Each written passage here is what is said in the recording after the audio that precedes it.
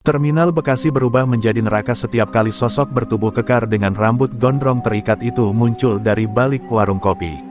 Namanya Gondes. Wajahnya penuh bekas luka perkelahian, tatapannya dingin seperti ular, dan lengannya penuh tato gambar keris dan tengkorak. Ia bukan hanya preman biasa, ia adalah raja jalanan yang menguasai terminal seperti raja kecil di atas tahta besi. Siapapun yang masuk tanpa izinnya akan kena pala, kena pukul, atau menghilang entah kemana. Para sopir tahu betul, melawan Gondes sama saja dengan bunuh diri. Pagi itu, udara Bekasi belum sempat memanas oleh matahari, tapi suara bentakan Gondes sudah membelah suasana. Lu pikir terminal ini punya nenek lu? Ha! Bayar setoran kalau mau lewat sini aman. Teriaknya sambil menyeret seorang sopir angkot yang baru berani mangkal. Puluhan mata melihat kejadian itu, namun tak satu pun berani menegur. Bahkan satpam terminal hanya pura-pura sibuk menyalakan rokok, tak ingin ikut campur dalam urusan preman terminal. Gondes memang kebal, bukan hanya karena keberaniannya, tapi juga secara harfiah, senjata tajam tidak bisa melukainya. Dulu, seorang kernet nekat menusuk perutnya dengan pisau lipat karena adiknya dipukul Gondes. Pisau itu patah seperti menusuk besi. Sejak itu, desas-desus menyebar, Gondes memiliki ilmu kebal yang diperoleh dari tirakat berdarah di tengah kuburan keramat. Ia bertapa dengan mayat, meminum darah ayam cemani, dan bersumpah pada makhluk gaib demi kekuasaan di terminal. Anak buahnya, belasan pemuda liar dengan motor brong dan tubuh penuh tato, menyebar ke seluruh penjuru terminal. Mereka bukan sekadar pembantu, mereka adalah tentara jalanan yang setia mati demi Gondes. Tak jarang mereka memukuli sopir yang menolak membayar uang keamanan, atau memalak penumpang yang tampak punya banyak bawaan. Gondes selalu duduk di bangku panjang dekat gerbang, menghisap rokok linting sambil tertawa keras melihat penderitaan orang lain. Ia menikmati kekacauan seperti seorang seniman menikmati lukisannya sendiri. Tak ada aparat yang berani menindak Gondes secara langsung. Katanya, saat terakhir kali polisi mencoba menertibkannya, mobil patroli tiba-tiba mogok tanpa sebab, dan 3 petugas mengalami mimpi buruk berhari-hari. Ada juga kisah tentang intel yang tiba-tiba kerasukan dan mengigau tentang mata merah di balik tubuh Gondes. Sejak itu, Gondes bebas. Terminal menjadi wilayah kekuasaan gelap yang tidak terjamah hukum negara. Di warung kopi dekat pangkalan bas malam, para sopir hanya bisa mengeluh lirih. Gila, kalau begini terus, kita bisa bangkrut. Semua pemasukan habis buat setoran dia, gumam seorang sopir tua. Tak jauh dari situ, seorang pemuda baru duduk sendiri sambil menyeruput kopi hitam. Wajahnya tenang, matanya memperhatikan kericuhan pagi itu. Belum ada yang tahu, dia adalah Heru, sopir baru jurusan Surabaya yang nantinya akan menjadi badai besar bagi dunia Gondes. Namun Gondes tak peduli siapapun yang datang. Dalam pikirannya, ia tak terkalahkan. Dunia terminal adalah panggung miliknya, dan siapapun yang berani mengganggu pentasnya harus siap dihancurkan. Ia berdiri dari bangkunya, meludah ke aspal, lalu berkata pada anak buahnya, kalau ada pendatang baru, kasih pelajaran. Jangan sampai ada yang sok jagoan di sini. Apa yang Gondes tidak tahu, pagi itu adalah awal dari akhir. Angin berhembus kencang melewati terminal, seolah membawa bisikan tak kasat mata, bisikan dari leluhur lama yang tengah bangkit dalam diam. Langit mulai menghitam ketika bas malam berpelat merah itu perlahan merapat ke sudut terminal. Asap knalpotnya mengambang di udara, bercampur bau bensin dan keringat dari hiruk-pikuk kota. Dari balik kemudi, seorang pria turun dengan langkah tenang, mengenakan jaket jeans kusam dan celana sobek di lutut. Wajahnya dingin, mata tajam seperti elang mengintai mangsa, tapi ada ketenangan aneh dalam setiap geraknya. Itulah Heru, sopir bas malam yang oleh rekan-rekannya dijuluki Brodot, bukan karena penampilannya, tapi karena gaya bicaranya yang datar dan suara berat seperti logam beradu. Terminal Bekasi bukan tempat asing baginya. Dulu, ia hanya lewat, mengantar dan menjemput penumpang tanpa peduli drama para preman. Tapi kini, ada sesuatu yang membawanya kembali, bukan sekadar trayek atau penumpang. Ada panggilan lama, bisikan dalam mimpi-mimpi penuh kabut, wajah sang kakek muncul di antara suara klakson dan jeritan, berkata, saatnya menyeimbangkan kekacauan. Heru menarik napas dalam-dalam, menatap sekeliling. Beberapa sopir mengenalnya, meski samar. Mereka menyambutnya dengan senyuman getir, senyum orang yang hidup dalam tekanan Gondes. Ia membalas dengan anggukan kecil, lalu duduk di bangku kayu dekat warung kopi, tempat yang sama di mana ia menyaksikan Gondes menyeret sopir angkot tadi pagi. Ia belum bertindak apa-apa, tapi matanya menyimpan banyak. Dalam diam, ia menyimpan dendam yang bukan untuk dirinya, tapi untuk setiap orang yang dipaksa tunduk pada kezaliman. Salah satu kernet muda, bernama Togar, mendekatinya dengan rasa ingin tahu. "Bang, lu sopir baru ya? Hati-hati kalau lama di sini. Gondes bisa nyamperin siapa aja yang dia rasa, sok tenar," bisiknya sambil melirik sekitar. Heru hanya tersenyum tipis. "Saya bukan cari tenar, cuma numpang kerja," jawabnya, tapi nada suaranya seperti petir yang tertahan di langit kelabu, pelan, tapi mengancam. Tak lama, suara bising motor brong menghentak dari ujung jalan. Dua anak buah Gondes melintas sambil tertawa-tawa, lalu sengaja menyiramkan air gat ke arah bangku tempat Heru duduk. Para sopir kaget, beberapa langsung berdiri, takut konflik pecah. Tapi Heru hanya berdiri pelan, menatap mereka tanpa marah, tanpa senyum. Mata itu kosong, tapi menusuk. Salah satu preman yang tadinya tertawa tiba-tiba kehilangan gairah, seperti ada energi tak terlihat yang merambat dari pandangan Heru. "Ngapain lihat-lihat, lu baru ya?" kata preman itu, mencoba menguasai situasi. Heru melangkah mendekat, sangat dekat, hingga napas mereka hampir bersentuhan. "Kalau nggak suka diliatin, jangan sok jagoan di tempat umum," ucapnya pelan.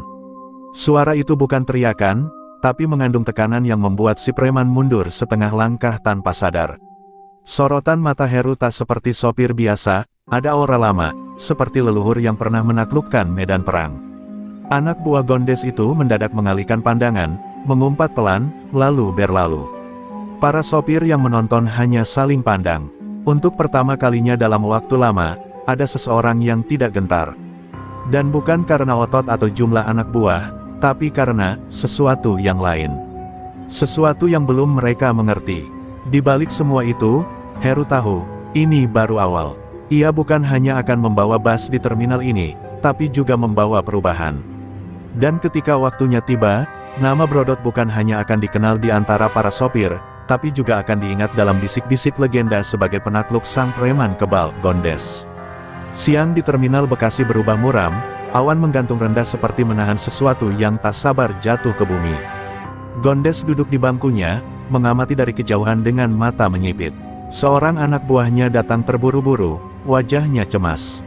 "Bos, ada sopir baru. Kayaknya nyolot, nggak takut dipelototin, malah nantang balik," lapornya. Gondes mendesis pelan, rokok linting di mulutnya mengepul. "Siapa namanya?" tanya Gondes. "Heru, tapi anak-anak manggil dia Brodot." Gondes terdiam sesaat. Nama itu asing, tapi tatapan anak buahnya membuatnya penasaran. "Kalau begitu, kita sambut," gumamnya pelan sambil berdiri. Langkah kakinya berat namun, pasti, seperti seekor macan yang baru bangun dari tidur panjangnya. Ia bukan tipe preman yang langsung marah, Gondes lebih suka menguji lawan. Kalau sopir baru itu hanya besar kepala, maka akan mudah dihancurkan di depan umum. Tapi kalau ternyata lebih dari itu, maka Gondes tahu, darah harus dibayar dengan darah. Di warung kopi, Brodot masih duduk santai sambil memperbaiki sabuk gesper kulitnya yang sudah usang.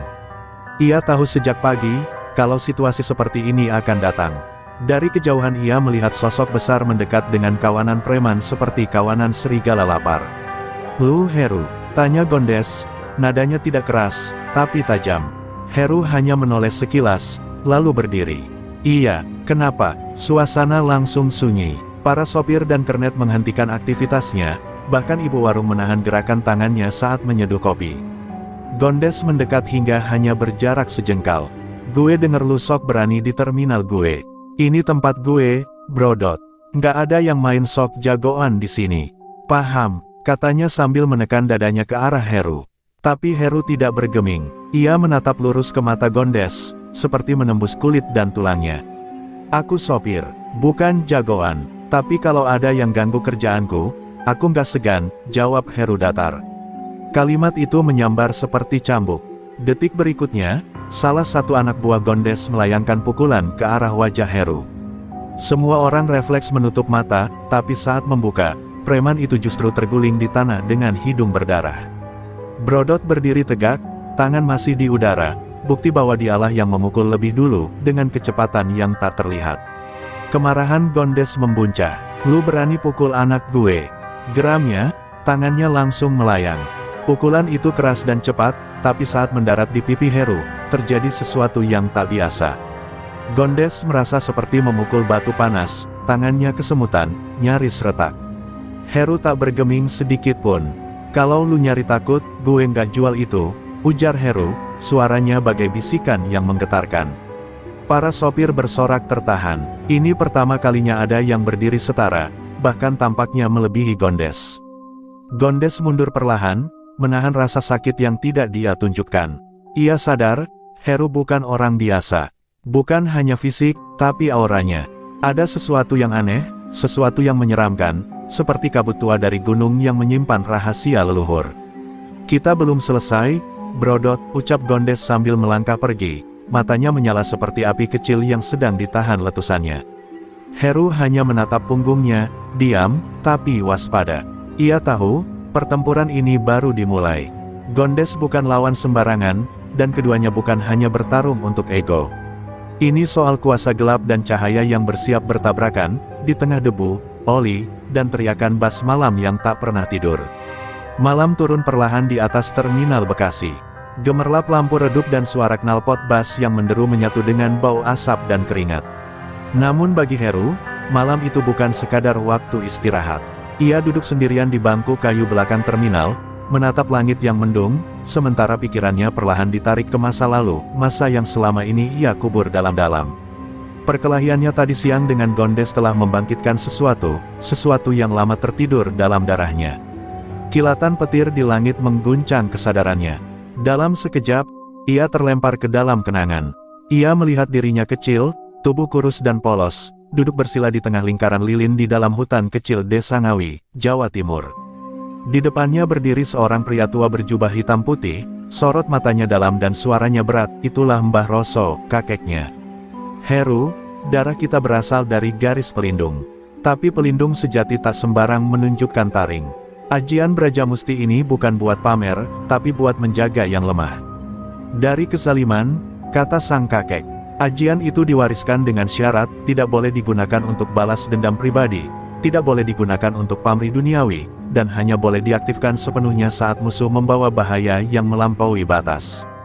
Heru ingat betul malam ketika ia berendam dalam air kembang, tubuhnya gemetar disapu angin malam, sementara suara mantra Mbah Roso bergema menggetarkan bumi. Ia merasakan sesuatu masuk ke tubuhnya, panas, berat, tapi sekaligus membuatnya tenang. Itulah daya inti dari Brajamusti, energi dari alam semesta yang menyatu dengan tubuh dan jiwa.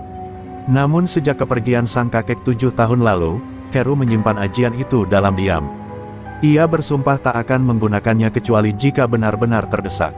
Tapi siang tadi, saat tinju Gondes mendarat di pipinya, Brajamusti bereaksi.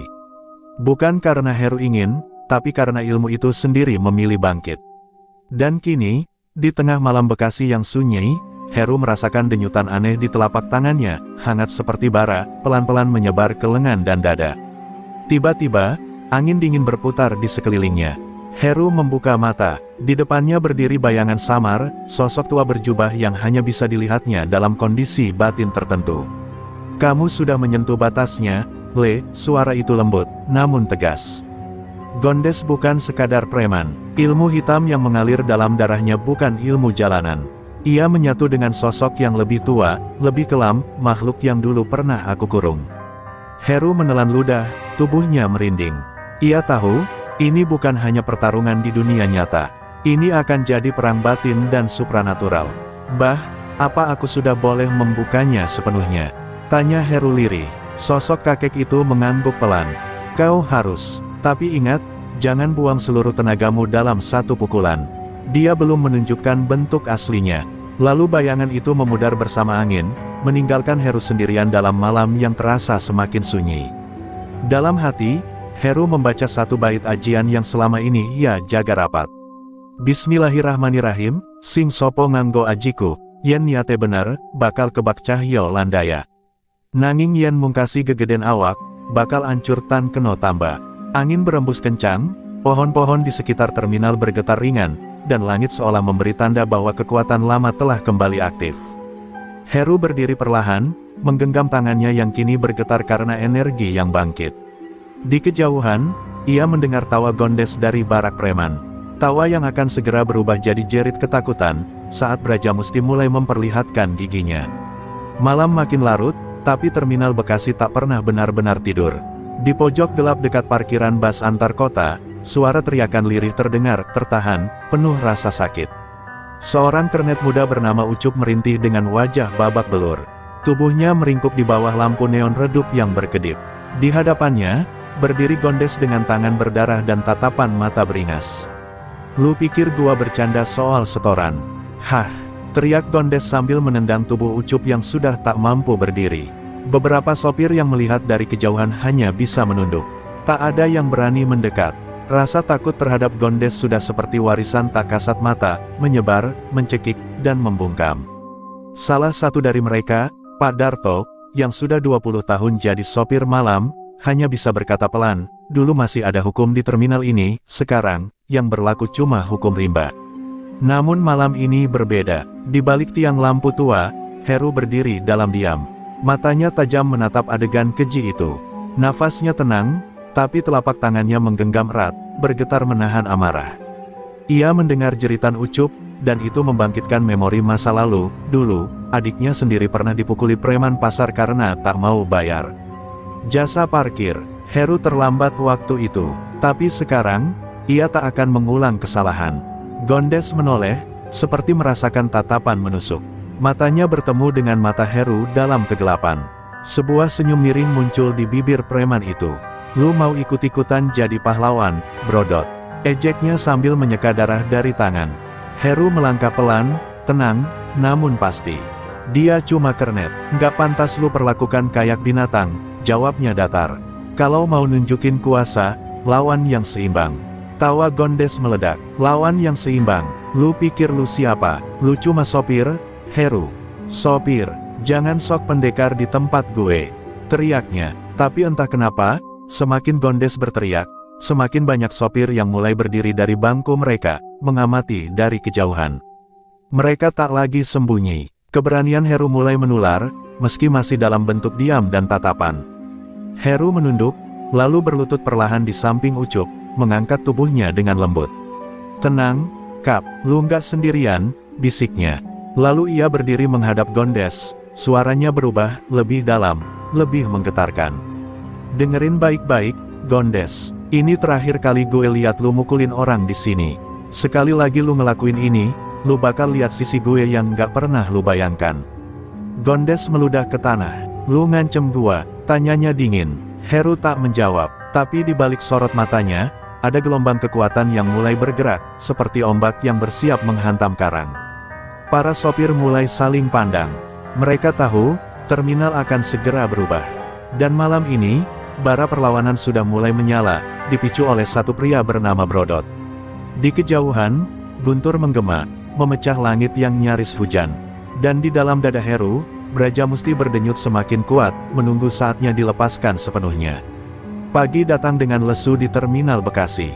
Langit mendung masih menggantung sejak semalam, seakan ikut menyimpan murka yang belum tuntas.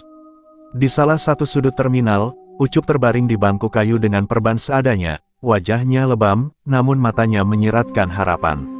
Heru duduk di sampingnya, memandangi lalu lalang bus dan sopir yang masih takut menyuarakan apa yang mereka rasakan. Ia tahu, ini bukan tentang Ucup saja. Ini tentang semua yang selama ini dipaksa diam oleh kekuasaan Gondes yang mengakar seperti kutukan. Siang itu, suara motor brong meraung kembali. 3 anak buah Gondes mendekati area parkir bus malam, kali ini dengan niat mempermalukan Heru di depan umum. Sopir jagoan, lu kemarin sok jadi malaikat, sekarang coba kita lihat, siapa yang beneran kuat," teriak salah satu dari mereka. Orang-orang di terminal menahan napas. Beberapa mulai merekam dengan ponsel sembunyi-sembunyi. Heru bangkit pelan dari duduknya. Tak ada rasa takut di wajahnya, hanya sorot mata yang dalam dan tenang. Salah satu preman mendekat sambil mengacungkan besi panjang. "Mau jotosan? Ayo kita mulai dari sekarang," teriaknya sambil menghantam ke arah Heru. Tapi dalam sekejap, Heru menghindar, gerakannya seperti bayangan yang luput dari cahaya. Ia memutar badan, meraih tangan si pemukul, lalu dengan satu gerakan lembut tapi menghentak, tubuh lawannya terpelanting ke tanah. Dua preman lainnya maju bersamaan, namun Heru kini telah masuk dalam mode Brajamusti, tenaga dalamnya aktif, pernapasannya teratur, dan tubuhnya menyatu dengan energi semesta. Pukulan pertama mendarat di dada salah satu preman. Tak keras, tapi cukup membuat napasnya seperti terhenti sesaat, lalu terkapar. Yang terakhir mencoba menusuk Heru dengan pisau kecil, tapi bila itu patah bahkan sebelum menyentuh kulitnya. Kilatan cahaya samar muncul sesaat dari tubuh Heru, cukup untuk membuat yang melihat merinding. "Ilmu apa itu?" bisik salah satu sopir tua yang menonton dari kejauhan. Kerumunan makin ramai. Kini para sopir mulai keluar dari balik bayang-bayang. Mereka tak lagi menunduk.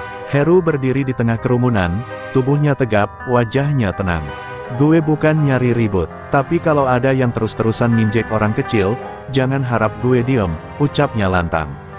Kalimat itu menggema seperti petir di siang bolong, menggetarkan hati yang lama tertidur. Seseorang bertepuk tangan pelan dari kejauhan. "Gondes." Ia berdiri di atas mobil box rusak, menyaksikan semuanya dari awal. "Hebat, ternyata lu bukan sekadar sopir biasa.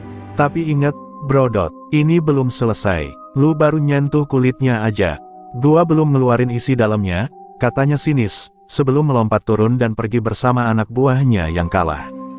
Heru menghela napas. Ia tahu, serangannya tadi hanya memancing sesuatu yang lebih besar. Tapi ia tidak menyesal, karena hari ini, untuk pertama kalinya, ketakutan bergeser. Terminal yang selama ini sunyi karena dicekam oleh satu nama, kini mulai menggeliat. Dan namanya pun mulai dibisikkan dengan nada kagum, si Brodot, bukan orang biasa, dia kayak punya ajian sakti. Di sebuah rumah tua di belakang Pasar Loak Bekasi, Gondes duduk bersila di tengah ruangan penuh asap menyan. Wajahnya merah padam, bukan karena marah biasa, tapi karena egonya yang selama ini tak pernah disentuh, kini tercabik di depan banyak orang. Kekalahan anak buahnya dari Brodot telah menamparkan harga dirinya di mata para preman terminal. Ia memejamkan mata, lalu menggeram. Siapa sebenarnya orang itu? Gumamnya pelan, hampir seperti bisikan. Di hadapannya, seorang dukun tua berjubah hitam duduk, mengelus kepala ayam cemani yang baru saja disembelih. "Ilmu yang kau lawan bukan main-main, Gondes," suara sang dukun parau, mengambang di antara kepulan asap dupa. Tubuh Brodot dilingkupi tameng suci. Bukan kebal dari jin biasa. Itu ajian warisan para penjaga tanah Jawa, mungkin Brajamusti. Nama itu membuat Gondes membuka mata. Pupus sudah anggapannya bahwa Brodot hanyalah sopir biasa yang bisa diintimidasi dengan tinju atau senjata. "Kalau begitu, aku butuh sesuatu yang lebih gelap," bisiknya sambil menatap sang dukun dengan tatapan haus darah. Dukun itu hanya mengangguk pelan, lalu membuka peti kecil dari anyaman bambu. Di dalamnya ada sepotong kain kafan berlumur darah dan segumpal tanah merah yang masih lembab. "Kalau kau benar-benar ingin menandingi Brajamusti, kau harus membangunkan Banyu Mata Geni, roh penjaga kuburan tua di utara Cibarusah. Tapi ingat, setelah itu, kau bukan Gondes yang sama." Gondes tak ragu. Ia menjabat tangan sang dukun, tanda kesepakatan dengan bayaran yang belum terucap, jiwanya sendiri. Sementara itu, di terminal, kabar tentang Brodot menyebar cepat. Para sopir mulai menyapa Heru dengan hormat, bahkan beberapa kernet muda mulai meminta perlindungan padanya. Tapi Heru tetap tenang. Ia tahu, suasana ini hanya permukaan. Gondes bukan tipe yang akan membiarkan egonya diinjak dua kali. "Ini baru awal," bisik Heru pada dirinya sendiri sambil memeriksa busnya yang siap berangkat malam itu. Namun ada yang berubah. Heru mulai merasakan hawa panas aneh di sekitar terminal, angin yang berembus tak wajar, bayangan hitam di sudut-sudut pandangannya, dan mimpi buruk yang makin sering datang. Dalam mimpinya, kakeknya muncul, kali ini dengan wajah tegang. Gondes sedang memanggil kekuatan dari bawah tanah. "Kau harus bersiap, Le. Jangan tunggu sampai malam kelam memakan cahaya." Gondes, malam itu, berdiri di atas kuburan tua Cibarusah, tubuhnya dilumuri minyak jelantah, darah ayam, dan abu dupa hitam. Ia membaca mantra yang diajarkan sang dukun, suara getarannya membelah kesunyian malam. Dari dalam tanah, terdengar suara tawa parau, suara dari zaman sebelum manusia mengenal bahasa. Mata Gondes membelalak ketika tanah retak dan asap merah menyembur dari lubang. Ia menerima apapun yang keluar, karena dendamnya pada Brodot sudah membakar seluruh logikanya. Kembali ke terminal, Heru tiba-tiba terdiam di depan bus. Matanya menerawang ke kejauhan. Langit malam tampak seperti berkedip, dan bumi bergetar samar. Ia tahu, kekuatan gelap yang selama ini tertidur, telah dibangkitkan. Dan pertarungan mereka selanjutnya tak akan lagi hanya tentang tubuh, tapi jiwa, warisan, dan takdir yang bersinggungan di antara terang dan gelap. Sebelum Gondes menjadi Raja Preman Terminal, ia hanyalah bocah kampung bernama Gondowardoyo, anak yatim piatu dari desa terpencil di lereng Gunung Kendeng. Sejak kecil, hidupnya keras. Tak ada kasih sayang, tak ada pelindung. Ia tumbuh di bawah cemoohan dan pukulan para tetua desa yang menganggapnya pembawa sial. Sampai suatu malam, saat usianya baru 14 tahun, ia didekati oleh seorang pria tua berkerudung hitam yang mengaku sebagai Ki Murko, penjaga jalur ilmu hitam dari jalur kiri. "Kalau kau ingin kuat, aku bisa memberimu jalan. Tapi kau harus berani meninggalkan cahaya," bisik pria itu. Gondes tak berpikir dua kali. Ia benci dunia yang memperlakukannya seperti sampah. Dalam sunyi malam, ia dibawa ke sebuah gua sempit di perbukitan, di mana darah dan mantra menjadi makanan harian. Selama 7 malam, ia berpuasa bicara, duduk telanjang di antara tulang belulang dan abu pembakaran mayat. Pada malam ke-8, ia disuruh meminum darah dari seekor anjing hitam yang dikorbankan hidup-hidup. Di sanalah tubuhnya mulai berubah, tak mudah terluka, tak gampang lelah, dan matanya mulai bisa melihat makhluk dari dunia lain. Namun harga dari ilmu itu mahal. Gondes bukan lagi manusia seutuhnya. Ia menjadi perantara antara dunia nyata dan arwah kelam. Dalam tidur, ia sering dirasuki. Dalam marah, tubuhnya kadang bergerak sendiri. Tapi itu tak masalah baginya. Ia punya kekuatan, dan yang lebih penting, ia punya takut, orang takut padanya. Dan sejak itu, dunia mulai tunduk di bawah sepatunya. Terminal hanyalah panggung kecil untuk memuaskan dahaga kuasanya. Di Bekasi, setelah berpindah-pindah wilayah kekuasaan, ia akhirnya menetap dan membangun kerajaan kecil dari sopir dan kernet yang lelah melawan. Ilmu kebalnya makin kuat setelah ia melakukan ritual pengawetan darah di sebuah sumur keramat. Tapi setelah munculnya Brodot, semua berubah. Ilmu yang selama ini membuatnya tak tersentuh, mulai goyah. Dan kini, setelah ia memanggil Banyu Mata Geni, roh penjaga kubur purba, Gondes merasa tubuhnya kembali berisi. Tapi juga, semakin gelap. Tubuhnya kerap panas dingin. Di malam hari, ia mendengar suara-suara yang bahkan tak dimengerti oleh telinga manusia. Kadang ia bicara sendiri, kadang ia tertawa di tengah keheningan. Ia tahu, dirinya sedang dimasuki sesuatu. Tapi ia juga tahu, kekuatan ini akan membuatnya cukup gila untuk menghabisi siapapun, termasuk Brodot tanpa batas moral apapun. Ayo kita lihat siapa yang punya darah paling kuat," bisiknya sendiri, sebelum tertawa dengan nada menyeramkan. Sementara itu, Heru yang merasa makin terdesak oleh gangguan halus dari dunia gaib, memutuskan untuk kembali ke dalam diri. Malam itu, ia melakukan semedi kecil di atas bus yang diparkir. Dengan mata terpejam dan dada terbuka, ia membaca mantra leluhur, mencoba menstabilkan kekuatan Braja Musti. Tapi malam itu, dalam gelapnya semedi, Heru mendengar bisikan asing. Bukan dari kakeknya, bukan dari kekuatan leluhur, melainkan dari arwah yang tertindas, jiwa-jiwa yang pernah disakiti oleh Gondes. "Selamatkan kami," bisik itu datang dari segala arah. Heru terbangun dengan keringat dingin membasahi tubuhnya. Ia sadar, pertarungannya dengan Gondes bukan lagi soal dendam atau keadilan kecil. Ini soal menebus luka masa lalu, luka dari ratusan jiwa yang tak sempat membela diri. Dan ia tahu, pertempuran yang akan datang bukan lagi sekadar duel antar manusia, tapi medan laga antara terang dan gelap yang telah berakar dalam. Sejak malam pemanggilan roh Banyu Mata Geni, perilaku Gondes berubah drastis. Ia tak lagi hanya brutal secara fisik, tapi kini memainkan ketakutan sebagai senjata utama.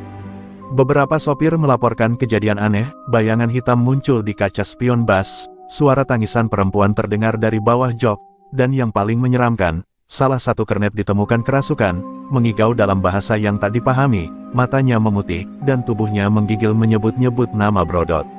Ketakutan menyebar, bukan karena pukulan, tapi karena rasa bahwa sesuatu yang tak terlihat sedang berjalan bersama mereka.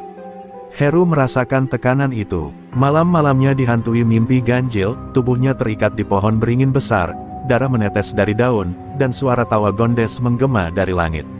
Tapi Heru bukan orang biasa. Ia tahu ini serangan mental, bagian dari ilmu hitam tingkat tinggi. Dalam satu malam, ia duduk bersila di tengah lingkaran garam dan daun kelor, melantunkan doa-doa dari ajian Brajamusti yang tak hanya memperkuat tubuh, tapi juga menenangkan batin. Rasa takut adalah pintu masuk mereka, bisik Heru pada dirinya sendiri, menahan gemetar tubuh yang diserbu hawa dingin tak kasat mata. Sementara itu, Gondes mengurung diri di barak belakang terminal, matanya merah dan kulitnya mulai berubah, pucat keabu-abuan seperti dipeluk bayangan. Ia tertawa sendiri, berbicara dengan sosok-sosok tak kasat mata yang kini tinggal bersamanya. "Brodot, kau pikir ajianmu bisa melawan aku? Aku bukan hanya manusia lagi," gumamnya sambil mencoretkan simbol kuno di lantai. Darah dari telapak tangannya menetes membentuk pola sesat. Ia sedang menyiapkan serangan puncak, perang batin yang bisa menghancurkan jiwa sebelum tubuh disentuh. Ketegangan memuncak saat satu malam bus jurusan Malang mendadak terguling di terminal tanpa sebab. Sopirnya mengatakan bahwa ia melihat sosok Heru berdiri di tengah jalan, meski Heru sedang tidur di warung saat kejadian. "Itu bukan gua," ucap Heru dingin. Ia tahu, Gondes mulai memakai sihir ilusi, menggunakan bayangan Brodot sendiri sebagai senjata. Tujuannya jelas, menjatuhkan kepercayaan orang terhadapnya, membuatnya terlihat sebagai ancaman. Namun Heru tak tinggal diam. Ia mulai mendekati para sopir satu persatu, menenangkan, melindungi mereka lewat raja sederhana dan doa perlindungan. Ia menyebarkan daun bidara yang dibacakan mantra, menyelipkannya di bawah jok dan spion. Sedikit demi sedikit, kepercayaan para sopir kembali tumbuh. Beberapa yang sebelumnya ketakutan mulai melawan, bahkan satu dua sopir nekat melempar botol ke anak buah Gondes. Api kecil perlawanan mulai menyala kembali. Namun dalam diam, Heru tahu bahwa benturan sebenarnya akan datang bukan di dunia nyata, tapi di wilayah yang tak terlihat oleh mata, alam sukma. Maka, di satu malam yang tenang, Heru kembali memanggil sosok kakeknya lewat semedi dalam. "Bah, aku siap. Kalau memang harus kuhadapi dia di ranah gaib, tuntun aku." Sosok Mbah Roso muncul, matanya tenang, tapi wajahnya serius. "Jangan lengah, Le. Dalam alam sukma, satu keraguan bisa membunuh lebih cepat dari 1000 pedang." Dan malam itu pun datang, malam di mana Heru terbangun dalam keadaan setengah sadar, tubuhnya ringan, jiwanya ditarik keluar. Ia berdiri di padang kabut, dan dari kejauhan, terlihat Gondes, berdiri dengan mata hitam legam, tubuhnya tak lagi sepenuhnya manusia. "Selamat datang di alamku, Brodot," bisiknya. Pertarungan kini resmi dimulai, bukan dengan pukulan, tapi dengan kekuatan batin, keyakinan, dan warisan ilmu dari dua sisi dunia, terang dan gelap. Langit di alam sukma tak seperti dunia nyata.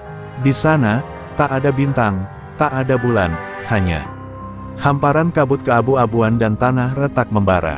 Heru berdiri di tengah padang sunyi, tubuhnya terasa ringan, tapi jiwanya penuh waspada. Di hadapannya, Gondes berdiri tegak, wajahnya bukan lagi wajah manusia. Kulitnya pucat, matanya menyala merah, dan dari tubuhnya merambat akar-akar hitam seperti urat racun. "Ini tanahku, Brodot," desisnya. "Di sini, tak ada aturan Tuhan. Hanya kekuatan dan niat." Heru menarik napas panjang. Ia tahu, di alam ini, yang bertarung bukan otot atau jurus tangan kosong, tapi keyakinan dan energi batin. Ia mengatupkan kedua telapak tangannya, lalu berdoa dalam hati, memusatkan ajian Brajamusti. Cahaya kekuningan mulai membalut tubuhnya, menyatu dengan hawa panas dari dalam dadanya. "Aku datang bukan untuk pamer kekuatan, Gondes, tapi untuk mengakhiri penderitaan yang kau sebarkan," ucapnya lantang. Suaranya menggema, menembus kabut. Tanpa aba-aba, Gondes melesat. Tubuhnya berubah menjadi bayangan hitam, menghantam Heru dari berbagai arah. Namun Heru menangkis dengan gerakan tenang, seperti angin yang membelai api, tidak melawan dengan kekerasan, tapi dengan pengendalian. Setiap serangan Gondes yang masuk, diserap dan diubah menjadi energi positif yang memperkuat cahaya Brajamusti. Tapi Gondes terus menyerang, tubuhnya kini mulai mengeluarkan asap merah pekat. "Lu pikir cahaya bisa menang lawan kegelapan yang udah tumbuh dari dendam?" teriaknya. Heru terpental satu kali, jatuh ke tanah retak, dadanya sesak.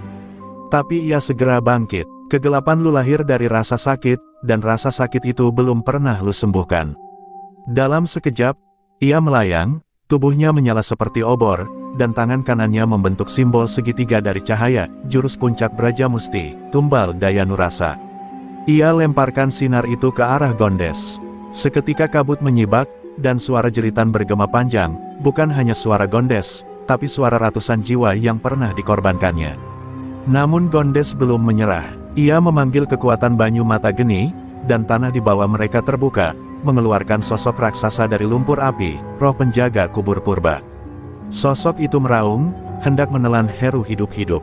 Tapi Heru memejamkan mata, memusatkan seluruh kekuatan batinnya, dan memanggil cahaya terakhir dari leluhurnya.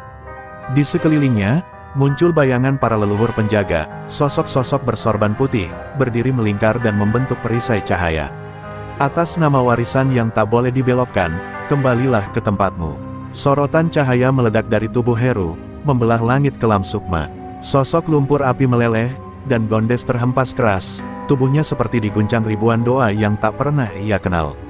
Ia berteriak, bukan karena luka, tapi karena jiwanya mulai tercerai.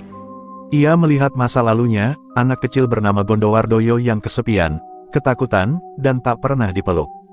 Tangis bocah itu tumpah dari mata Gondes dewasa yang kini berlutut. Heru mendekat, bukan untuk membunuh, tapi untuk bicara. Lu bisa berhenti sekarang, Gon. Lu masih bisa lepas dari kegelapan itu, kalau lu mau. Tapi Gondes hanya menatap dengan mata nyalang.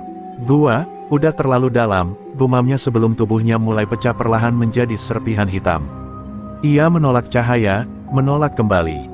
Dan tubuhnya pun lenyap, bersama tawa getir yang perlahan menghilang di telan alam. Heru berdiri sendirian di padang kabut yang mulai bersih. Langit mulai menampakkan semburat kemasan. Ia tahu pertarungan belum selesai sepenuhnya.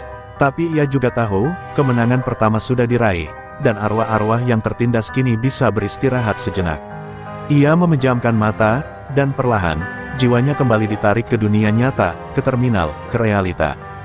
Heru tersentak bangun dari semedinya. Napasnya memburu, tubuhnya basah oleh keringat dingin, dan pandangannya sempat kabur sebelum akhirnya fokus. Ia berada di atap bas, di tempat ia semedi sebelumnya. Tapi ada sesuatu yang berbeda. Udara terasa lebih ringan, seolah beban yang menghimpit selama berminggu-minggu perlahan terangkat. Ia menatap langit pagi Bekasi yang kelabu, namun kini tampak lebih terang dari biasanya. Ia tahu, bagian jiwanya baru saja kembali dari medan tempur yang tak terlihat dan menang. Kabar bahwa Gondes tak terlihat sejak semalam menyebar seperti angin. Beberapa anak buahnya panik, sebagian memilih kabur dari terminal, dan yang lain malah mendekat ke Heru, bertanya dengan wajah bingung, "Bang, beneran Gondes hilang?" "Dia kemana?" Heru hanya menjawab pendek, "Dia pergi ke tempat yang nggak bisa kita kejar." Tak semua paham maksudnya, tapi mereka bisa melihat dari sorot mata Heru, sesuatu yang besar telah terjadi, meskipun tak semua bisa menjelaskan bagaimana. Terminal Bekasi memasuki hari yang paling sunyi dalam sejarahnya. Tak ada pukulan, tak ada suara ancaman, tak ada pemalakan. Orang-orang berjalan lebih pelan, seolah tak ingin membangunkan sesuatu yang telah tertidur. Para sopir mulai berbincang lebih leluasa di warung kopi.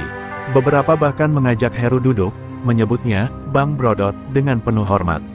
Tapi Heru tak membusungkan dada. Ia hanya mengangguk, tahu bahwa ini bukan tentang dia, ini tentang perubahan yang sudah lama mereka dambakan. Namun di balik ketenangan itu, Heru juga tahu bahwa kekosongan kekuasaan bisa memunculkan ancaman baru. Beberapa preman kecil yang dulunya tunduk pada Gondes mulai bersuara, mencoba mengambil alih, menawarkan perlindungan baru dengan gaya halus. Heru memperhatikan dari jauh. Ia tahu, jika tidak segera dihadapi dengan pendekatan bijak, mereka akan berkembang seperti gulma liar, mengulangi sejarah kelam yang sama. Malam harinya, Heru kembali menyendiri di balik garasi tua. Ia membuka kotak kecil peninggalan kakeknya, di dalamnya ada selembar kain bertuliskan aksara Jawa kuno dan sebuah batu kecil berbentuk lonjong. Kain itu adalah warisan terakhir dari garis leluhurnya, dan batu itu dipercaya sebagai pusaka penyeimbang, penjaga antara kekuatan terang dan batas kegelapan. Heru menatapnya dengan perasaan campur aduk. "Brajamusti, belum selesai tugasku," gumamnya. Tiba-tiba, datang Ucup dan beberapa kernet muda, wajah mereka cemas. "Bang, ada yang aneh di pojok barak lama. Ada bau busuk, bam, dan suara ketawa kecil. Tapi nggak ada orang. Heru langsung bangkit. Ia tahu, meski Gondes sudah lenyap dari alam sukma, jejaknya bisa saja tertinggal di dunia nyata.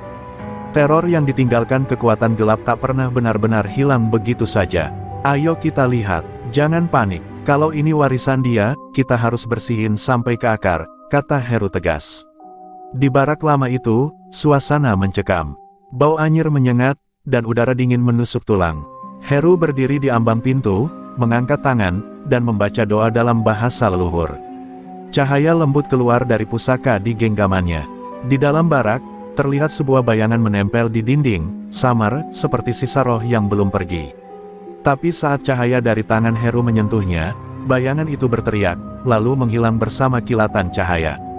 Heru menunduk, napasnya pelan. Belum selesai, tapi sedang dibersihkan, bisiknya. Ia menatap langit malam, lalu tersenyum tipis. Terminal Bekasi mungkin tak pernah benar-benar suci, tapi malam ini, setidaknya, tempat itu mulai pulih dari luka lama. Dan Heru, si sopir malam dengan ajian kuno, masih berdiri, menjaga. Ketenangan yang menyelimuti Terminal Bekasi ternyata hanya jeda, bukan akhir. Di balik siluet lampu terminal yang mulai hangat, ada mata yang mengintai, mata tajam dari balik jendela kaca film sebuah mobil panter tua yang diparkir di seberang warung kopi. Di dalam mobil itu duduk seorang pria bertubuh kurus, berkumis tipis, dan mengenakan jaket kulit hitam. Namanya Rangga Petir, mantan preman jalanan yang pernah ditakuti di jalur Serang Tangerang. Ia mendengar kabar soal hilangnya Gondes, dan baginya, itu adalah undangan tak resmi, sebuah panggilan untuk mengisi tahta kekosongan. Rangga bukan sekadar preman biasa. Ia memiliki ilmu pembaca niat, ajian langka yang membuatnya bisa merasakan getaran batin orang lain. Ia pernah belajar di Padepokan Hitam di daerah Pandeglang, tapi dikeluarkan karena dianggap terlalu radikal. Sejak itu, ia membangun kekuatan sendiri, mengumpulkan para preman buangan yang sudah tak diterima kelompok manapun. Kalau Gondes bisa kujatuhkan, gua bisa tundukkan Brodot juga, ucap Rangga pelan, sembari mengamati Heru dari balik kaca, menakar ketenangan pria itu seperti pemburu menanti celah. Sementara itu, Heru belum menyadari bahaya baru yang mendekat. Ia sibuk merawat para sopir dan kernet yang mulai kembali percaya diri. Ia bantu memperbaiki bas yang rusak, menengahi cekcok kecil, bahkan ikut mengantar jenazah sopir tua yang wafat karena sakit. Baginya, menjadi kuat bukan untuk ditakuti, tapi untuk bisa menjaga. Tapi ketenangan itu mulai retak saat sebuah pesan misterius muncul di pintu bas Heru pagi harinya, kekosongan memanggil pemilik baru.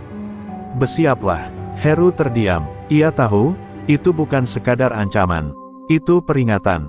Dan yang lebih membuatnya resah, ia merasa hawa yang berbeda, bukan seperti aura Gondes yang penuh tekanan, tapi lebih licik, menusuk perlahan seperti bisa ular. Heru tahu, kekuatan terang tak boleh lengah hanya karena musuh utama telah pergi. Ia mulai memperkuat pagar gaib terminal dengan raja dan air doa. Tapi ia juga sadar, tak semua bisa dilawan dengan ajian. Beberapa kekuatan, menyerang lewat kelicikan, bukan kekerasan. Rangga mulai menyusup perlahan. Ia mendekati para preman sisa Gondes, membujuk mereka dengan uang, rokok, dan janji kejayaan baru. Beberapa yang dulu loyal pada Gondes kini goyah, apalagi melihat Brodot tak pernah memimpin dengan tangan besi. Brodot terlalu lembek. Terminal butuh pemimpin, bukan penjaga sekolah, bisik Rangga di kuping salah satu koordinator parkir liar. Kata-kata itu menyebar, seperti racun di air minum. Dalam sepekan, terjadi dua keributan kecil, satu kernet dipalak, satu sopir dilempar batu oleh orang tak dikenal. Heru mencoba menyelidiki, tapi semua saksi diam. Ketakutan yang dulu mulai kembali dalam bentuk baru. Ia duduk di bangku belakang terminal, memandangi langit, menyadari bahwa tugasnya belum selesai. Bahkan mungkin, baru dimulai lagi. Gua kira setelah Gondes, semuanya akan damai. Tapi ternyata gelap itu gak pernah benar-benar hilang. Dia cuma ganti wajah, gumamnya dalam hati. Di malam yang sama, saat kabut turun tipis dari barat, Heru merasakan getaran aneh saat melewati warung kopi. Ia menoleh ke arah mobil tua yang tak dikenalnya, dan di sana, samar, ia melihat seseorang di dalam mobil itu, menatapnya balik dengan senyum tipis. Senyum yang tidak menantang, justru seolah menyambut pertandingan yang baru saja dimulai. Heru menggenggam kuat tasbih kecil di tangannya. Kalau kau datang membawa gelap, gua masih punya cahaya. Di sebuah kontrakan kumuh pinggiran Kalimalang, Rangga Petir duduk bersila di atas karpet hitam lusuh. Di depannya, 5 orang preman baru yang disebut anak langit, mantan pecandu, residivis, dan tukang pukul jalanan. Mereka duduk membentuk lingkaran, menanti dengan gelisah. Rangga membuka bungkusan kain putih dan mengeluarkan segenggam pasir dari kuburan tua, lalu menaburkannya ke tengah lingkaran. Mulai malam ini, kalian akan punya bayangan kedua, bayangan yang bisa mengikat niat siapapun, bisiknya, lirih dan menyeramkan. Ajian yang Rangga warisi bukan dari jalur kebal atau kekuatan fisik, tapi dari ilmu. Pengaruh niat dan manipulasi batin, Bayu Petak, yang dikenal bisa membelokkan arah hati seseorang tanpa mereka sadari. Mereka yang terkena ajian ini akan merasa ragu, bimbang, dan pelan-pelan kehilangan kendali atas diri sendiri. Kalau Brodot main terang-terangan, gua main di sela-sela cahaya, bayangan yang gak kelihatan, ucap Rangga sambil mencoretkan simbol di dahi anak buahnya dengan getah pohon randu yang dicampur darah ayam cemani. Efek dari ajian itu mulai terasa. Beberapa sopir yang awalnya percaya pada Heru mendadak berubah sikap, jadi mudah marah, sinis, dan saling curiga satu sama lain. Warung kopi yang biasanya jadi tempat diskusi damai, kini jadi ajang bisik-bisik dan adu mulut. Heru merasakannya, ada yang salah, ini bukan cuma provokasi. Ini kerjaan ilmu halus, ujarnya kepada Pak Darto, sopir senior yang selama ini menjadi mata dan telinga. Pak Darto mengangguk, wajahnya tegang. Ini mirip kayak yang gua lihat waktu di Cikokol dulu, pas preman kampung sebelah main pelet pikiran. Heru pun sadar, melawan musuh seperti Rangga tak bisa frontal. Ia harus menanamkan kembali semangat dan kewarasan ke hati para sopir. Maka ia mulai keliling dari satu pool ke pool lain, bicara dengan satu persatu. Bukan soal ajian atau kekuatan, tapi soal hidup yang lebih baik. Ia menyelipkan daun bidara di kaca spion, mengajari mereka doa-doa pendek, dan yang terpenting, membuat mereka merasa tak sendirian. Heru tahu, kelemahan ilmu bayangan adalah keyakinan yang bersinar kuat. Sementara itu, Rangga semakin percaya diri. Ia mulai menyusup ke dalam struktur terminal, menyuap beberapa petugas keamanan dan bahkan kepala koperasi sopir. Uang dan ketakutan adalah alat utama, dan bagi Rangga, ia hanya butuh waktu sampai semua kembali tunduk. Tapi satu hal membuatnya gusar, Heru tetap tenang.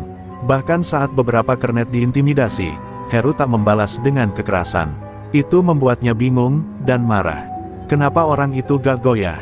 Apa sih yang dia pegang? Dengusnya sambil menghantam meja hingga retak. Namun malam itu, Rangga mendapat peringatan tak terduga. Saat ia hendak pulang dari terminal, ia menemukan simbol aneh tertulis di kaca mobilnya, Raja Pelindung Jawa Kuno, lambang pengikat niat jahat. Simbol itu tidak pernah muncul begitu saja. Itu berarti ada kekuatan yang sedang mengunci langkahnya. Ia mundur pelan, matanya menyipit. Jadi, dia mulai main balik. Di kejauhan, Heru berdiri di atap bas, tubuhnya disinai lampu jalan yang suram. Ia menggenggam pusaka batu peninggalan kakeknya dan memejamkan mata. Ia tak butuh teriakan atau gertakan. Ia hanya perlu menjadi poros di tengah badai, dan membiarkan cahaya kecilnya perlahan membakar bayangan yang mulai menjalar. Perang belum pecah, tapi tarikan tali sudah makin tegang. Dalam diam, dua kutub kekuatan kini benar-benar saling mengintai. Langit Bekasi diguyur hujan tipis saat Heru memutuskan untuk meninggalkan terminal selama 1 malam. Ia tahu, pertahanan lahiriah saja tak cukup untuk menghadapi ilmu Bayu Petak milik Rangga Petir. Maka ia menyusuri jalur utara menuju Gunung Karang, tempat di mana dulu kakeknya, Mbah Roso, pernah bertapa selama 40 hari demi menguasai inti ajian Brajamusti. Di lereng sunyi yang diselimuti kabut dan suara alam, Heru duduk bersila di bawah pohon beringin tua, menghadap timur, membuka diri pada semesta. Ia memejamkan mata, mengatur napas, dan mulai membaca mantra warisan.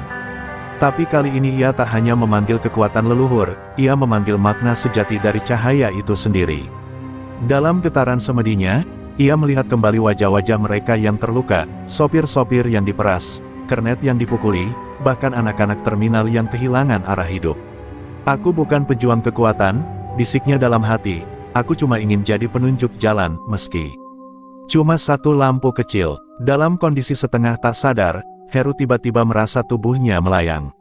Ia masuk ke ruang putih yang luas, tanpa batas. Di sana, muncul sosok Mbah Roso, tenang, teduh, dengan sorot mata yang penuh kasih. Heru, cahaya bukan untuk membakar, tapi untuk menghangatkan. Tapi ingat, cahaya juga bisa jadi pedang, jika gelap sudah melukai terlalu dalam, ucapnya. Dari telapak tangan kakeknya, muncul sebilah keris kecil bercahaya emas. Ini bukan senjata, ini penyalur niat. Gunakan kalau waktunya tiba. Sementara itu, di terminal, Rangga mulai frustasi. Semua yang dia tanamkan mulai layu. Para sopir yang awalnya terpengaruh ajian kelicikannya kini mulai sadar. Bahkan beberapa preman anak buahnya mengundurkan diri setelah mengaku sering mimpi buruk dan mimisan. Ada yang jaga mereka, kata salah satu dengan ketakutan.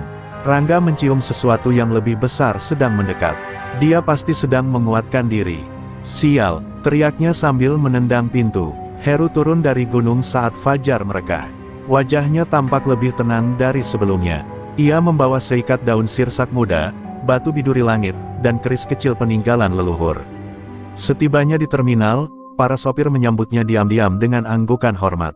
Mereka tak tahu apa yang terjadi, tapi mereka bisa merasakannya. Ada sesuatu dalam diri Brodot yang kini lebih besar dari tubuh dan kata-katanya, semacam aura penjaga yang tak bisa dijelaskan dengan logika. Malam itu, Heru duduk di tengah terminal, menggelar tikar, dan memanggil siapapun yang ingin belajar Raja Perlindungan dan doa-doa pembuka semangat. Tak ada paksaan, tapi dalam 1 jam, lebih dari 20 orang datang, duduk bersila bersamanya, mendengarkan, belajar. Cahaya tak lagi hanya di genggaman Heru, tapi mulai menyebar ke banyak tangan. Rangga yang melihat dari kejauhan menggertakkan gigi. Dia gak ngelawan gua, dia nularin kekuatan. Dan saat bulan purnama menggantung tinggi, Heru berdiri sendirian di depan barak tua tempat Gondes dulu biasa duduk. Ia menancapkan keris kecil ke tanah, membacakan Raja Perlindungan yang ditujukan bukan untuk dirinya, melainkan untuk seluruh tanah terminal itu. Mulai malam ini, tempat ini bukan lagi sarang gelap, tapi medan terang, ucapnya pelan. Angin bertiup pelan, dan dari kejauhan, suara petir menggema di langit, seolah menandakan bahwa pertarungan berikutnya akan jauh lebih besar. Hujan turun deras malam itu. Petir menyambar berkali-kali, mengguncang langit bekasi seperti genderang perang. Di tengah hujan, sekelompok pria berbadan besar mengenakan jaket gelap berjalan memasuki area terminal. Mereka membawa pentungan, rantai, dan sorot mata haus kekuasaan. Di barisan terdepan, berdiri Rangga Petir, wajahnya keras, matanya menyala penuh amarah. Malam ini terminal gua rebut balik. Gak pakai bayangan, gak pakai bisik-bisik. Sekarang gua hantam terang-terangan. Geramnya, Heru sudah menunggu. Ia berdiri di tengah lapangan aspal, mengenakan jaket sopir tua dan mengenakan ikat kepala raja putih yang dibaluri minyak cendana. Di sekelilingnya, puluhan sopir dan kernet telah berkumpul. Tak satu pun dari mereka membawa senjata tajam, tapi di tangan mereka ada raja daun sirsak, garam kasar, dan doa yang terus mengalir dari mulut. Mereka bukan pasukan perang, tapi barisan jiwa-jiwa yang menolak diinjak lagi oleh kegelapan. Benturan pertama pecah saat anak buah Rangga mulai menghancurkan lapak-lapak kecil dan menyerang salah satu warung kopi. Heru segera bergerak, bukan untuk memukul, tapi memblokir dengan keberanian. Hentikan, kalau kalian mau kuasai terminal ini dengan ketakutan, kalian harus jalan di atas tubuh kami. Teriaknya lantang. Salah satu preman maju dan hendak memukul Heru, tapi tangannya terpental, seolah menghantam dinding tak terlihat. Itu bukan ilmu kebal, itu perisai batin yang telah dilatih. Rangga murka, ia maju sendiri, tubuhnya mengeluarkan aura hitam pekat. Dari balik jaketnya, ia mengeluarkan cambuk kecil, pecut petir, warisan dari guru gelapnya di Pandeglang. Dengan satu kibasan, udara terbelah dan lantai retak. Heru melompat mundur, lalu menarik napas dalam-dalam. Ia tahu, inilah waktunya. Dari saku dalamnya, ia mengeluarkan keris kecil pemberian Mbah Roso dan menggenggamnya kuat. Ajian Brajamusti, rasa saka rasa, sinar saka niat, ucapnya pelan, dan tubuhnya mulai bersinar lembut di tengah hujan. Pertarungan pun benar-benar pecah. Rangga menyerang beringas, setiap kibas cambuknya memecah angin dan memantulkan cahaya petir. Tapi Heru bergerak lincah, menangkis bukan dengan kekuatan, melainkan dengan keseimbangan. Ia menyalurkan cahaya bukan untuk menghantam, tapi untuk menonaktifkan niat jahat. Dan setiap kali keris kecilnya menyentuh tanah, Tubuh Rangga terhuyung, seolah jiwanya tersedot oleh kekuatan yang lebih tua dari dirinya. Melihat pimpinannya mulai goyah, para anak buah Rangga panik. Beberapa kabur, yang lain malah meletakkan senjatanya. Suara dari para sopir dan kernet mulai menggema, "Kami nggak takut lagi. Terminal ini bukan milik kegelapan." Dalam gemuruh hujan dan suara itu, Rangga berlutut, tubuhnya basah kuyup, cambuknya terlepas. Ia menatap Heru dengan mata yang mulai kehilangan cahaya. "Lu, bukan cuma kuat, lu bikin orang percaya lagi," ucapnya lirih sebelum tubuhnya roboh tak sadarkan diri. Heru tak berdiri sebagai pemenang. Ia hanya berdiri sebagai penjaga. Ia menoleh ke semua orang, dan berkata pelan, "Yang menang malam ini bukan gua, tapi kita. Kita semua yang pernah takut, tapi memutuskan untuk berdiri." Langit perlahan cerah. Hujan berhenti. Dan di antara genangan air, sinar lampu terminal memantul, memperlihatkan wajah-wajah yang tersenyum, bukan karena perang, tapi karena bebas. Pagi setelah malam penuh hujan dan amarah, terminal Bekasi terasa asing, tapi untuk alasan yang baik. Tak ada suara bentakan, tak ada langkah tergesa penuh ketakutan. Yang terdengar hanyalah deru bas yang mulai hidup, tawa kecil para kernet muda, dan suara emak-emak penjual gorengan yang kembali berani menggelar dagangannya. Bekas pertarungan masih terlihat, kerikil berserakan, kayu lapak patah, dan noda tanah di beberapa sudut. Tapi semua itu terasa seperti bekas luka yang perlahan sembuh. Heru berdiri di depan musala kecil dekat pintu masuk terminal. Ia baru saja selesai membersihkan halaman musala bersama beberapa sopir dan anak terminal. Bajunya masih kotor, tapi wajahnya teduh. "Ini baru permulaan," katanya kepada Pak Darto, yang berdiri di sampingnya sambil membawa termos kopi. "Ngebangun itu lebih susah daripada ngelawan. Tapi gua lebih siap buat itu sekarang," tambahnya, menatap jauh ke deretan bas yang mulai mengisi jalur keberangkatan. Perubahan perlahan mulai dilakukan. Terminal kini punya aturan tertulis yang disepakati bersama oleh para sopir, pengurus koperasi, hingga para pedagang. Tak ada lagi jatah setoran preman, tak ada lagi uang keamanan fiktif. Bahkan kelompok sopir membentuk tim jaga terminal, bukan untuk main pukul, tapi untuk membantu para penumpang, menjaga ketertiban, dan melaporkan jika ada potensi gangguan. Semua ini lahir bukan dari kekuasaan, tapi dari kesadaran kolektif yang dibangun dengan susah payah. Namun bukan berarti tantangan berhenti. Ada beberapa pihak luar yang mulai melirik terminal ini, menyamar sebagai pedagang, tapi menyimpan niat buruk untuk kembali menghidupkan pola lama. Heru tidak gentar, ia pasang mata dan telinga, melibatkan para pemuda lokal untuk aktif menjaga lingkungan. Ia juga rutin membuat pertemuan mingguan, bukan untuk pidato, tapi untuk mendengarkan keluhan dan saran. "Kalau kita nggak saling dengar, terminal ini bakal gelap lagi," ucapnya dalam satu sesi. Rangga petir, ia kini dirawat di rumah sakit jiwa ringan, setelah malam itu tubuh dan jiwanya kolaps. Heru menjenguknya diam-diam, membawa seikat bunga dan meletakkannya di meja samping tempat tidur. "Lu gak gua anggap musuh, Rangga. Tapi lu jadi pelajaran, bahwa kekuasaan tanpa nurani cuma bawa kehancuran."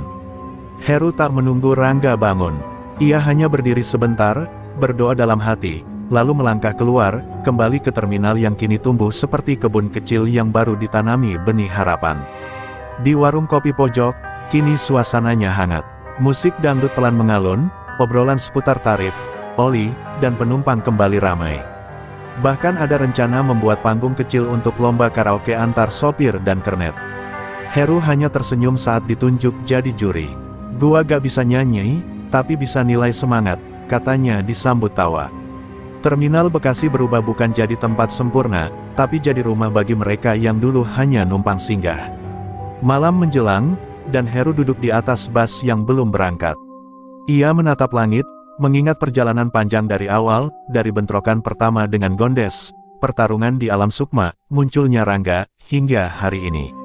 Ia menggenggam keris kecil di saku dalam jaketnya. "Mbah, tugasmu udah gua terusin. Dan gua janji, gua jaga tempat ini," bisiknya. Di kejauhan, suara azan berkumandang. Terminal pelan-pelan memadamkan lampu, menyisakan cahaya redup yang hangat. Dan di tengah tempat yang dulu penuh darah dan tangis, kini hanya tersisa satu hal, kedamaian yang diperjuangkan, bukan diberi. Tahun berganti, terminal Bekasi tak lagi dikenal sebagai sarang preman, tapi perlahan menjadi